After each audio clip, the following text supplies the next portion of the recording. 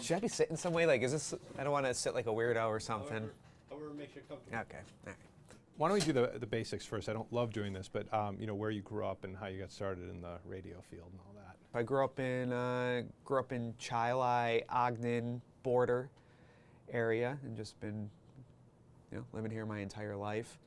And how I got into radio was, big into flair bartending for a little bit, but that wasn't lucrative enough. So I was like, let's get into radio, and I've been doing that since college. Been doing radio, and I figured, I've got like this emptiness in my soul that needs to be filled with validation from strangers. So I was like, why not do this?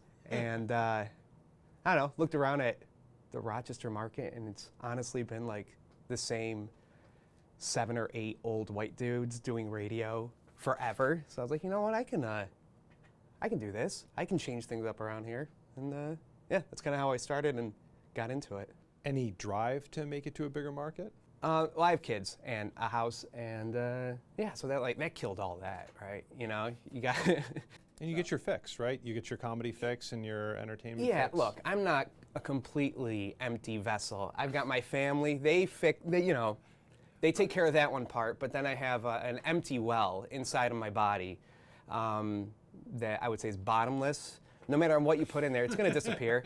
So I'm putting validation from strangers in there, and it helps for like 10 minutes, but then it ultimately disappears. It dissipates. Yeah. It dissipates. I mean, you're on TV, you know about that emptiness inside of you. Yeah. It was filled like a few hours ago. Sure. Yeah. So, anyway, you need your fix, baby. If you have any compliments to send my way, coffee is a substitute. You're very tall, so See? That helps you. We're good for that's like half hour. That's like a bit of change that went to the meter. Sure.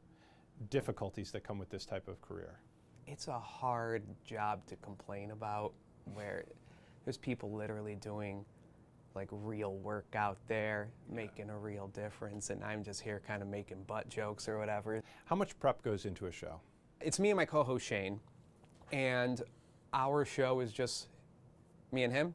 We don't have a producer or anything like that, and I probably put in like an hour or two a day before going on air, and he's more of the not putting in any prep, but he's also hilarious, so he can like get away with it, where he's more of his comedy style and his entertainment style is able to react to stuff, and he's a good person to bounce stuff off of. Do you have anything in the pipeline? Channel 8, I'm sure we're going to have a live TV show of Shane and I soon, right? Yeah? No? Oh, that's not happening? Okay, all right.